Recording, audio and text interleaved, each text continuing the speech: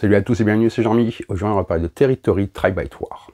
Territory Tri-Byte War était un jeu de Territory Card Games qui arrive le 1er août sur Kickstarter. C'était un jeu pour 2 à 4 joueurs, des parties d'environ 30 à 40 minutes à partir de 12 ans. Dans le jeu, les joueurs vont incarner différentes factions qui luttent pour l'avenir de leur planète. L'univers s'appelle Karesh et il est situé sur un géant à la dérive dans l'espace. Chaque faction se joue différemment. C'est un jeu de cartes stratégique dans lequel même les mouvements ont une importance. Allez, on va voir comment ça se passe. Et on se retrouve avec le matériel. Donc là, c'est une version prototype que m'a fait parvenir l'éditeur afin que je puisse vous parler du jeu. On est quand même très proche de ce que sera la version finale du jeu, mais je reviendrai un petit peu plus tard. C'est un jeu que l'on doit à Evan et Nathaniel Morris, qui vont lancer leur projet sur Kickstarter le 1er août. Vous aurez en description le lien pour accéder à la campagne. Il y a également, comme je vous disais, beaucoup d'auteurs qui ont participé aux illustrations du jeu pour lui donner une identité graphique propre entre chaque tribu, chaque couleur de carte. Je vais en citer quelques-uns et je vous mettrai le lien du site que vous alliez voir par vous-même. Boris Narn, Abrigabo A, Amir Borgay, Spirito San, Brian Morales, Teddy, Dark Cloud. Il y a énormément d'auteurs, énormément d'illustrateurs qui ont participé à ce jeu-là. Ce qui est également intéressant dans ce jeu, c'est l'univers. Je trouve qu'il y a un univers qui est très fouillé. Vous savez que c'est quelque chose qui me plaît beaucoup. En effet, dans le jeu, dans Territory, chaque tribu s'affronte pour le destin de Karesh, qui est le monde dans lequel ils vivent. Karesh est un géant vivant qui dérive dans l'espace. Chaque tribu a ses propres particularités, que ce soit culturelles, ses habilités de jeu et son propre agenda. C'est cette diversité qui va faire le sel du jeu. Chaque tribu se jouera vraiment de manière différente. Le but du jeu va être de marquer 15 points. Le premier qui a marqué 15 points, vous allez marquer des points en détruisant les territoires adverses, les reliques adverses. Le premier à la fin de son tour qui a 15 points met fin à la partie et a gagné. Je vais vous expliquer rapidement comment se passent les règles et vous dire ce que je pense du jeu. Pour la mise en place, c'est très simple. Chaque joueur va prendre un playmat en tissu comme ça, qu'on va appeler le Battleground, qui est là où il va poser différentes cartes. Vous allez construire un deck, soit il y a des decks préconstruits, mais vous allez également pouvoir faire les vôtres. Ce deck principal est composé de champions, de sorts et de reliques. Et ici, vous avez les cartes territoire. Il y en a 5 que vous allez jouer au fur et à mesure du jeu. Vous allez mettre les différents jetons à portée des joueurs. Ces jetons permettent d'indiquer les différents bonus ou malus qui peuvent affecter les différentes cartes. Et les dés qui vont vous permettre de compter les points de vie qu'ont perdu les différentes cartes. Comment se compose le playmat? Ici, nous avons la zone de territoire où vous allez jouer des territoires. Et vous les montez pour indiquer le nombre de tours qu'elles sont en jeu. Premier tour, deuxième tour, troisième tour, qu'elle est en jeu. Ici, vous allez mettre les reliques. Ici, c'est là où les champions vont arriver. Vous pouvez en avoir 3 par zone. Ici, pour indiquer le nombre de tours et le nombre de nourriture que fournissent les territoires en fonction du nombre de tours où ils sont en jeu. Votre réserve pour les points de sort et la zone de discard. À chaque fois qu'un champion arrive en jeu, il est fatigué. Pour l'indiquer, vous pouvez le descendre sur la ligne du bas où vous voyez l'œil. Et ici, c'est pour indiquer lorsque les champions vont attaquer. Je vais vous montrer comment se composent les différentes cartes avant de rentrer dans les règles. On va commencer par les cartes champions. Les cartes champions, donc vous avez l'illustration. Ici, le symbole champion, son nombre de points de vie, son armure, le nom de la carte, le pouvoir ou la capacité qu'elle a. Ici, le nombre de nourriture dont elle a besoin pour arriver sur un territoire, le nombre de points de victoire qu'elle rapporte, son attaque, son mouvement et la distance à laquelle elle peut attaquer. Et en arrière-plan, sur chaque carte, vous avez la tribu dont elle fait partie. Vous pouvez avoir jusqu'à 3 exemplaires de chaque carte, sauf les cartes épiques comme cela, où vous ne pouvez avoir qu'un seul exemplaire. Ensuite, les cartes de territoire, donc pareillement, le nombre de points de vie, l'armure, le nom de la carte, sa capacité, la nourriture qu'elle rapporte au premier, deuxième et troisième tour où elle est en jeu, et le nombre de points de victoire qu'elle rapporte lorsque vous la détruisez. Ensuite, vous avez différents types de sorts, ce qu'on appelle les sorts purs, qui ont un effet immédiat, le coup, l'effet, le symbole du sort. Ensuite, les spells lore, vous voyez la couleur différente, donc pareillement, le coup. Et en fait, elles ont quelque chose qu'ils déclenchent, et c'est pour ça qu'ils sont différents. Et finalement, les sorts cachés, donc pareillement, un coup. C'est des cartes que vous allez jouer face cachée, qui, lorsque la condition pour se déclencher est active, vous retournez la carte et vous faites l'effet. C'est des sorts qui permettent de surprendre l'adversaire. Donc une fois que vous avez fait la mise en place, c'est-à-dire que chaque joueur a donc son deck de territoire, que tout est mis à portée des joueurs, vous allez pouvoir commencer à jouer. Vous déterminez un premier joueur au hasard, et on va être bon. Vous allez commencer avec 10 cartes.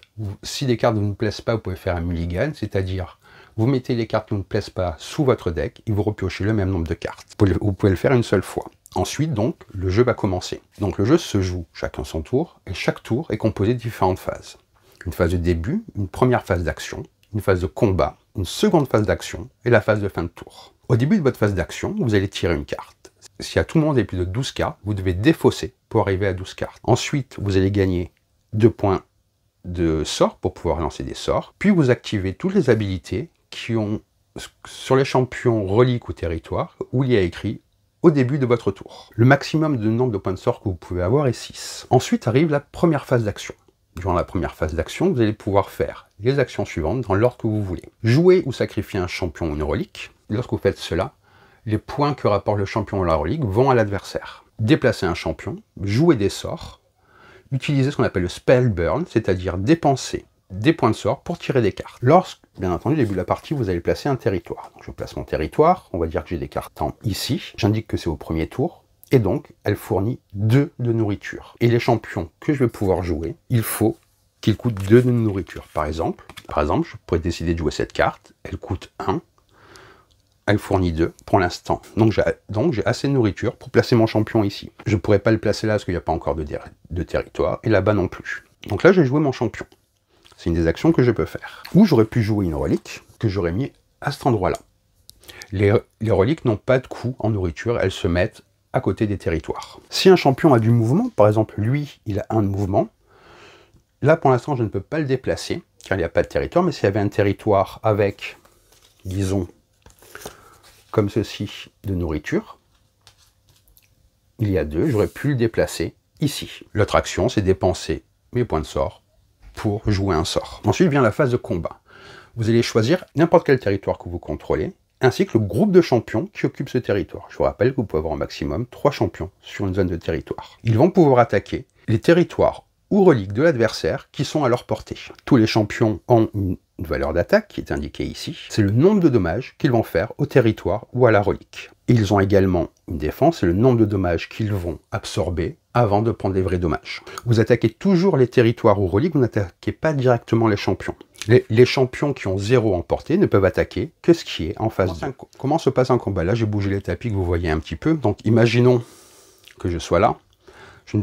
Il a 0 en portée. Je ne pourrai attaquer que le territoire qui est en face de moi ou la relique qui est ici. Vous attaquez toujours les territoires ou les reliques. Vous n'attaquez jamais les champions adverses. Si je décide de l'attaquer, donc j'ai 3 en attaque, je cible ce territoire qui a 0 en défense, l'adversaire va choisir soit de prendre les dommages sur le territoire ou sur le champion. Par exemple, il va les prendre sur le champion qui a 0 en défense. J'ai 3 attaques, donc il prendra 3 dommages. Et je l'indique avec les dés. Si vous avez plusieurs champions, ils attaquent au fur et à mesure. Vous faites chaque attaque de manière séquentielle et à chaque fois, l'adversaire choisit s'il défend avec un champion ou s'il prend directement les dommages sur le territoire. Sachant que les reliques ne peuvent être défendues que si les champions ont un trait défenseur de reliques. Pour la distance, ici c'est à 1 de distance, elle également. Donc si lui il avait 1 de distance, il aurait pu attaquer en face comme ceci. Et là-bas, c'est à 2 de distance. Ensuite vient la seconde phase d'action. La seconde phase d'action vous permet soit de jouer un sort, quel que soit le sort, utiliser un spell burn, ou bien sacrifier un champion ou une relique. Et vous pouvez également, dans cette seconde phase d'action, bouger un champion, mais vous ne pouvez en aucun cas de nouveau attaquer. Une fois que tout ceci est fait, vous activez les habilités qui se déclenchent à la fin du tour. Les champions qui ont pris du poison prennent les dommages indiqués. Et si à ce moment-là, vous avez détruit un territoire, une relique ou un champion, que vous avez 15 points ou plus, vous gagnez le jeu. Donc comme vous voyez, les règles sont assez simples, mais il y a beaucoup de mots-clés qui permettent une stratégie et de vraiment cibler ce qu'on va attaquer. Je vais vous montrer un petit peu ce qu'il y a dans les règles au niveau des mots-clés. Vous voyez ici, ce sont les habilités passives, les habilités actives. Tout ceci fait que le jeu a une vraie profondeur stratégique.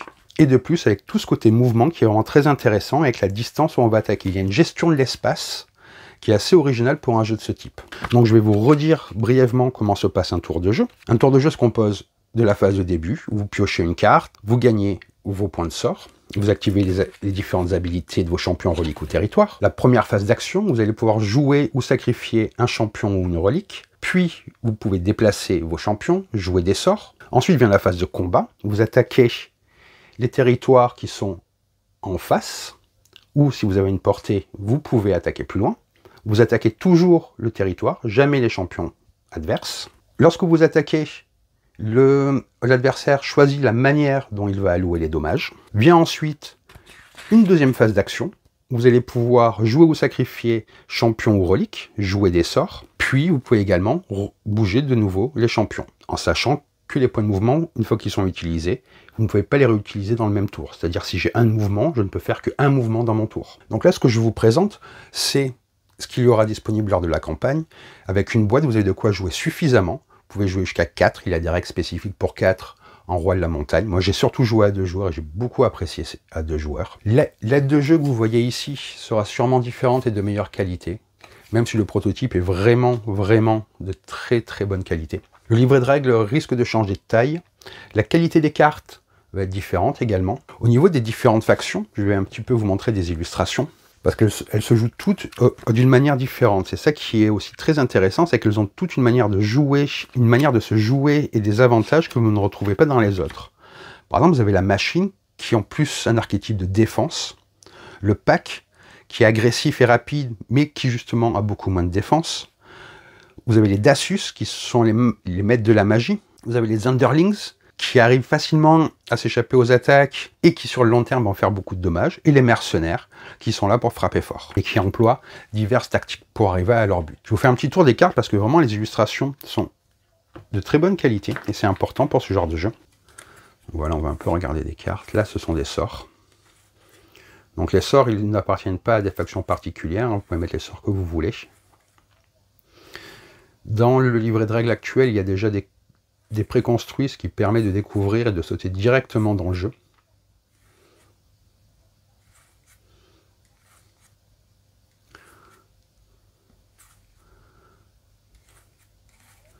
Faire le tour des différentes factions que vous voyez un petit peu. Donc là, ce sont des territoires.